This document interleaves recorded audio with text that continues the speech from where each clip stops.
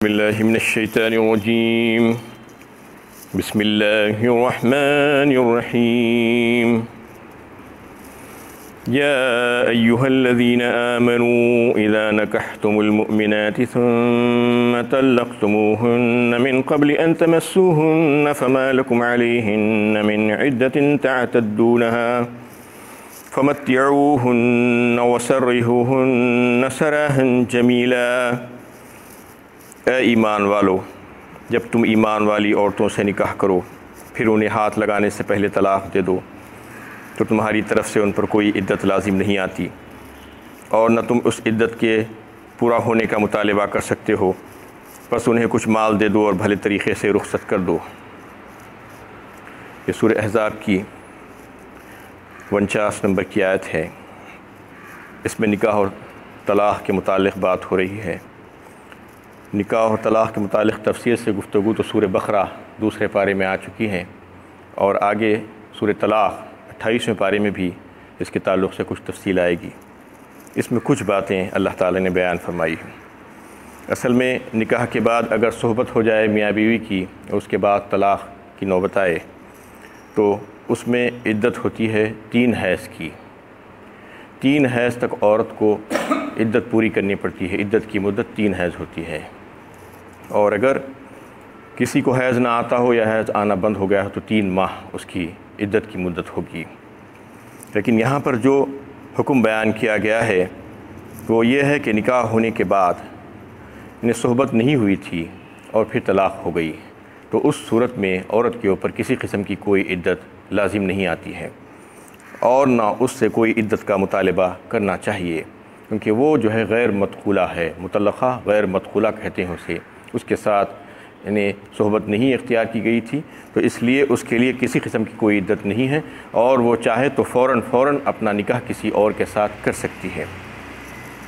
اور اس میں مہر کی جو بات ہے کہ اگر کسی کے ساتھ صحبت نہیں ہوئی ہے اور طلاق ہو گئی ہے تو مہر اگر مقرر ہو چکا تھا تو پھر نصف مہر دینا ہوگا، آدھا مہر. اور اگر مہر مقرر نہیں ہوا تھا اور ایسے ہی طلاق ہو گئی بغیر صحبت کے تو پھر اس میں کچھ نہ کچھ عورت کو دے دینا چاہیے، کچھ تحفتاً. اور اس میں ایک جو بات بتائی گئی ہے فمتعوہن وسرحوہن سراحا جمیلا،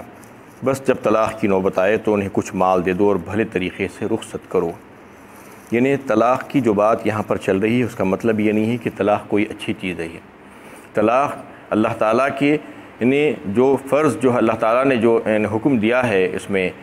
وقت ضرورت انتہائی ناگزیر حالات میں تو اس کو جو جائز قرار دیا ہے اس میں سب سے زیادہ ناپسندیدہ چیز اللہ کے نزدیک اگر کوئی ہے تو وہ طلاق ہے. طلاق کو مذاق نہیں بنانا چاہیے. طلاق کا اختیار اللہ تعالیٰ نے مرد کو اس لیے دیا ہے کہ جب کبھی انتہا سے زیادہ ضرورت پڑ جائے تو پھر اس کو اختیار کیا جا سکتا ہے.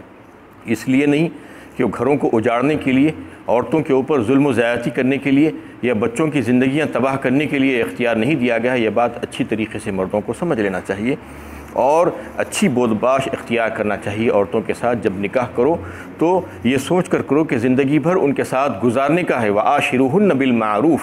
فَإِن كَرِهْتُمُوهُنَّ فَعَسَىٰ أَن تَكْرَهُوا شَيْئًا وَيَجْعَلَ اللَّهُ فِيهِ خَيْرًا كَثِيرًا کہا اللہ تعالیٰ نے سورہ نساء پارہ 4 میں. یعنی ان کے ساتھ اچھا طریقہ اختیار کرو اور پھر ان کی کوئی چیز، کوئی بات، کوئی تم کو ناپسند ہو تو ہو سکتا ہے کہ دوسری بہت سی اچھی باتیں ان میں ہو، اس کو دیکھو. یعنی انسان ہونے کے ناطے ہو سکتا ہے کہ ان کے پاس بھی کچھ خرابیاں ہوں گی، بشری تقاضے ہیں، کمزوریاں ہیں، تو اس کو پکڑ کر مت بیٹھ جاؤ اور عجلت میں فیصلے بالکل بھی مت کرو بلکہ صبر کرو اور برداشت سے کام لو. اور جب نکاح کرے ہو تو برداشت کرنا اور صبر کرنا انتہائی ضروری ہے تاکہ جو ہے گھر اجڑ نہ جائے. تو یہ جو ہے احکامات دیے گئے ہیں. طلاق کا حکم صرف اس لیے بتایا جا رہا ہے کہ بوقت ضرورت اگر جو ہے یہ ایسا موقع آ جائے تو پھر اس کے احکامات کیا ہوں گے. اور پھر آخری بات جو آیت میں یہ بتائی گئی فمتعوہن وسرحوہن سراحا جمیلا، ایسا وقت آ جائے تو پھر ان کے ساتھ جو ہے ظلم و زیادتی نہیں ہونا چاہیے اور جو ہے ان کو ایذائیں نہیں پہنچانا چاہیے اور بلکہ بڑی عزت اور احترام کے ساتھ، یعنی بغیر کچھ زبان سے غلط الفاظ نکالے کے ان کو جو ہے رخصت کر دینا چاہیے کچھ دے دلا کر۔ یعنی اللہ تعالیٰ نے کیسا یعنی جھگڑے کے وقت اور اختلاف کے وقت اور جو ہے جب ناپسندیدگی ہو رہی ہے اور اتنی ناپسندیدگی کہ یعنی طلاق ہو جا رہی ہے تو اس وقت بھی اصول سکھائے ہیں اللہ تعالیٰ نے، اور یہ بات بتائی ہے کہ اس وقت بھی جذبات میں نہیں آنا، غصے میں نہیں آنا چاہیے، بلکہ جو ہے جو حقدار ہے اس کا حق دے دینا چاہیے اور ان کے ساتھ بڑے ہی بھلے طریقے سے یعنی بہترین اور خوبی کے ساتھ ان کو رخصت کرنا اور کچھ دے دلا کر رخصت کرنا۔ لیکن بدقسمتی کی بات ہے کہ آج مسلمان ایسا نہیں کرتے ہیں، جب غصے میں اور طیش میں آتے ہیں تو نہ صرف جو ہے یعنی بدبختی کی باتیں کرتے ہیں، بدتمیزی کرتے ہیں، گالی گلوچ کرتے ہیں، مار پیٹ کرتے ہیں اور عورتوں کو گھر سے نکال دیتے ہیں اور ان کے ساتھ کسی بھی قسم کا کوئی اچھا رویہ اختیار نہیں کرتے۔ یہ انتہائی بدتمیزی کی بات ہے، اسلام نے اس کے خلاف بات کہی ہے۔ اسلام کی جو تعلیمات ہیں وہ تو اور ہے جو ابھی آپ کے سامنے پیش کی، انتہائی بھلے طریقے سے رخصت کرنا۔ یہ جو ہے کیسا اللہ تعالیٰ جو ہے جو نظام پیش کرے ہیں، اسلامی نظام جو ہے حسن و معاشرت کی کیسی بے مثال تعلیم دی گئی ہے اس میں کہ جو ہے جب غصہ میں ہیں آپ، جب ناراض ہیں اور جب نا اتفاقی اس حد تک بڑھ گئی ہے، طلاق کی نوبت آ گئی ہے، اس وقت بھی جو ہے عدت کا خیال رکھا گیا ہے عورت کی، اور یہ بات بتا دی گئی ہے کہ عورت کی عدت جو ہے عدت کی مدت میں اس کو گھر سے نہیں نکالنا، اور پھر عورت کے لیے بھی یہ کہہ دیا گیا ہے کہ تم بھی گھر سے باہر نہیں نکلنا۔ طلاق رجعی کی صورت میں یہ ہوتا ہے کہ عورت کو جو ہے جب شوہر کے ساتھ اس کے گھر میں رہے گی تو یہ موقع اس کو ملتا رہتا ہے کہ پھر سے رجوع کرنے کا، اور جو ہے کئی ایک ایسے موقع آتے رہتے ہیں کہ پچھلے جو فیصلے کیے گئے تھے اس پر نادم اور شرمندہ ہو کر مرد اور عورت دونوں ایک دوسرے سے مل جانے کا پھر سے جو ہے تہیہ کر سکتے ہیں، اس لیے دونوں کو مل کر رہنے کے لیے کہا گیا ہے۔ اس میں حکمت اس کی یہ ہے، اور دوسری حکمت یہ ہے کہ عورت کو فوراً گھر سے اگر نکال دیں گے تو وہ تو بے گھر ہو جائے گی، پریشان ہو جائے گی، اس لیے اس کا لحاظ کیا گیا ہے، اور پھر عدت کے دوران اس کا نان نفقہ شوہر کے ذمہ کر دیا گیا ہے کہ اس کی ساری ذمہ داریاں دوران عدت شوہر کے اوپر ہوگی، اور پھر اگر حمل ہوگا تو پھر وضع حمل تک جو ہے اس کی ذمہ داری اٹھانا پڑے گا شوہر کو، اور نہ صرف وضع حمل تک بلکہ بچہ جو ہوگا تو پھر اس کو دودھ پلانے کی جو مدت ہوگی رضاعت کی، اور اگر وہ ماں اس کو دودھ پلانا چاہے تو پھر اس کی اجرت جو ہے باپ کو دینا ہوگا۔ یہ تمام ذمہ داریاں اللہ تعالیٰ نے طلاق کے بعد بھی ڈالی ہے، اور یہ بتانا مقصود ہے کہ وہ بھی حقدار ہے یہ سب چیزوں کی۔ تم اگر ناراض ہو گئے ہو یا تم جو ہے اس کے غصے کی وجہ سے طلاق ہو رہی ہے، سپریشن ہو رہا ہے، تو اس کا مطلب یہ نہیں کہ حقدار کا حق مار دیا جائے اور ان کے ساتھ زیادتی کی جائے اور ان کو ایذائیں پہنچائی جائے، تکلیفیں پہنچائی جائے، گالی گلوچ کی جائے، مار پیٹ کی جائے۔ یہ جو ہے انتہائی بدترین طریقہ ہے، اسلام نے اس کو جو ہے منع کیا ہے ایسا کام کرنے سے، اور یہ بات بتائی گئی ہے کہ جو ہے اس میں اگر کوئی خرابیاں ہوں تو اچھائیاں بھی ہو سکتی ہے، تھوڑا سا انتظار کر لینا چاہیے، صبر کر لینا چاہیے، برداشت کر لینا چاہیے، اور اگر انتہائی ضروری ہو ہی جائے تو پھر جو ہے بھلے اور اچھے طریقے سے ان کو کچھ دے دلا کر رخصت کر دینا چاہیے۔ یا ایھا النبی انا احللنا لك ازواجك التي آتيت اجورهن وما ملكت يمينك مما افاء الله عليك وبنات عمك وبنات عماتك وبنات خالك وبنات خالاتك التي هاجرن معك وامرأة مؤمنة إن وهبت نفسها للنبي إن أراد النبي أن يستنكحها خالصة لك من دون المؤمنين قد علمنا ما فرضنا عليهم في أزواجهم وما ملكت أيمانهم لكي لا يكون عليك حرج وكان الله غفورا رحيما۔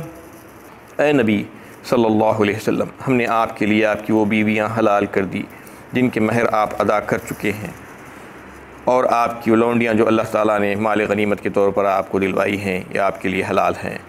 اور ان کے علاوہ آپ کے چچا کی بیٹیاں اور آپ کی پھوپھیوں کی بیٹیاں اور آپ کے ماموں کی بیٹیاں اور آپ کی خالاؤں کی بیٹیاں جنہوں نے آپ کے ساتھ ہجرت کی ہو، اور وہ مومن عورت جو بلا مہر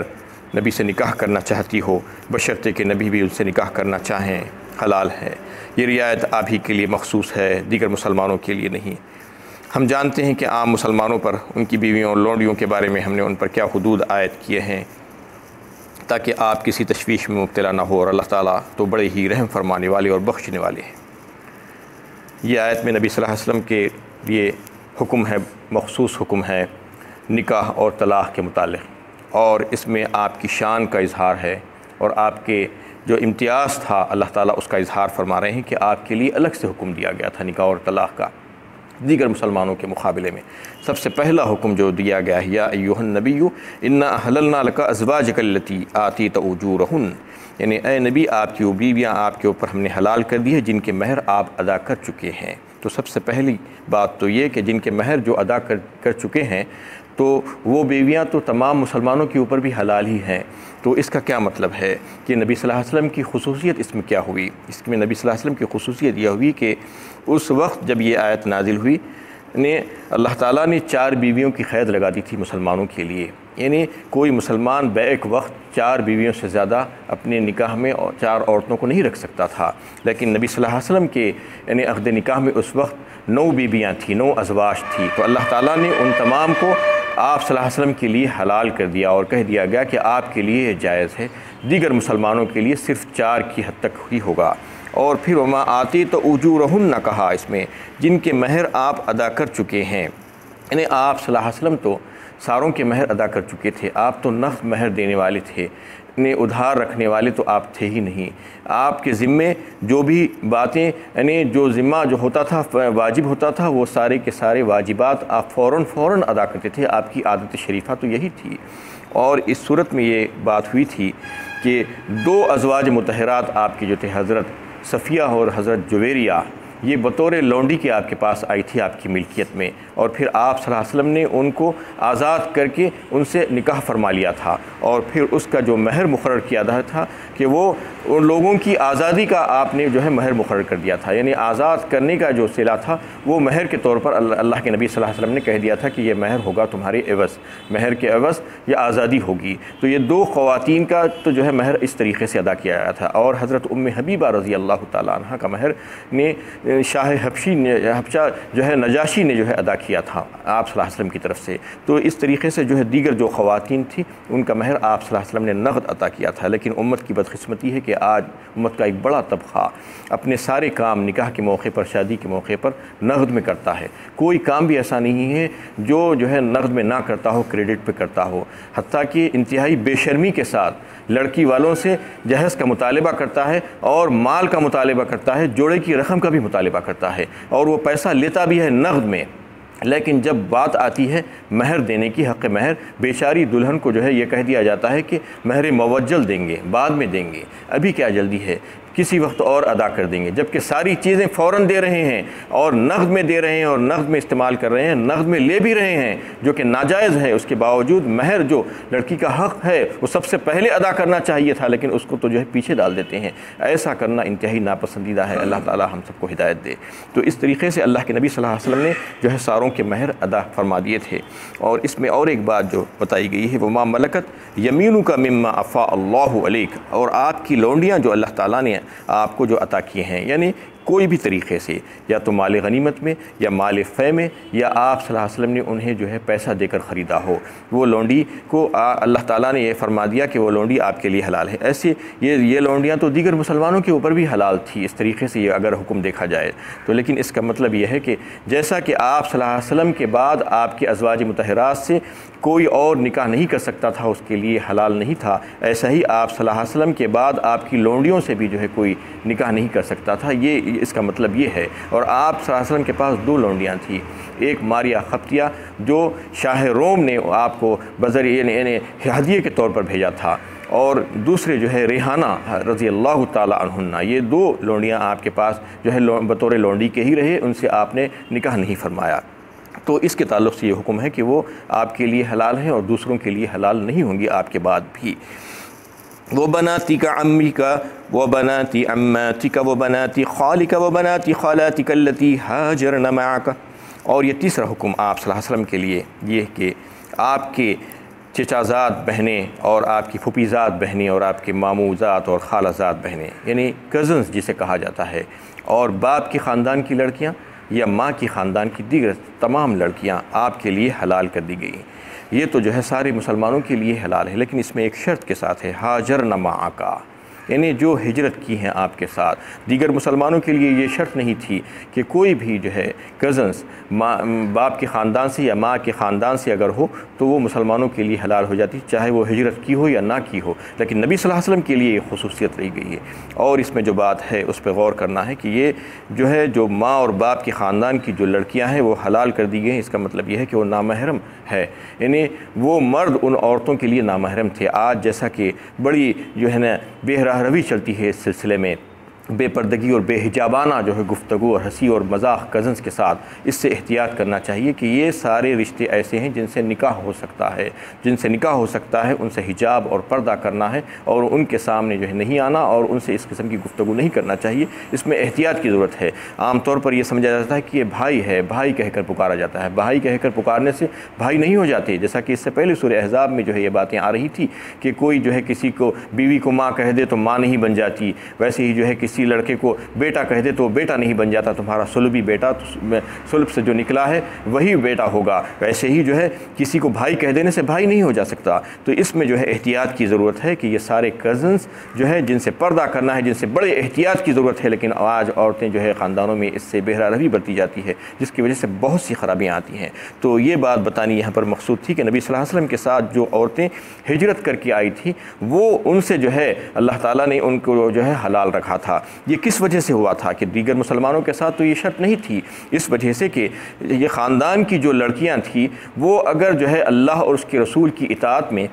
یعنی تھوڑی سی مشقت بھی برداشت کرنا نہیں چاہتی ہیں، جبکہ خاندان کی ہیں اور پتہ ہے کہ آپ نبی ہیں اور پھر آپ کے واسطے اگر جو ہے مشقت اٹھا کر جو ہے ہجرت نہیں کرنا چاہتی تو پھر وہ عورتیں آپ کی زوجیت میں آنے کے قابل نہیں ہیں اور جو ہے وہ یہ شان نہیں ہے نبی صلی اللہ علیہ وسلم کی زوجیت میں رہنے کی۔ اس لیے یہ بات بتا دی گئی تھی، ان کے لیے شرط رکھی گئی تھی کہ وہ ہجرت کر کے آنا ہوگا نبی صلی اللہ علیہ وسلم کے ساتھ، چاہے فوراً آپ صلی اللہ علیہ وسلم کے ساتھ یا بعد میں جیسا بھی جو ہے ہجرت کیے تھے۔ لیکن اگر ہجرت نہیں کر کے آئی ہیں تو وہ مسلمان عورتیں بھی جو ہے آپ کے خاندان سے، آپ کے باپ اور آپ کی ماں کے خاندان سے جو تعلق رکھتی تھی وہ آپ کے لیے جو ہے حلال نہیں تھی۔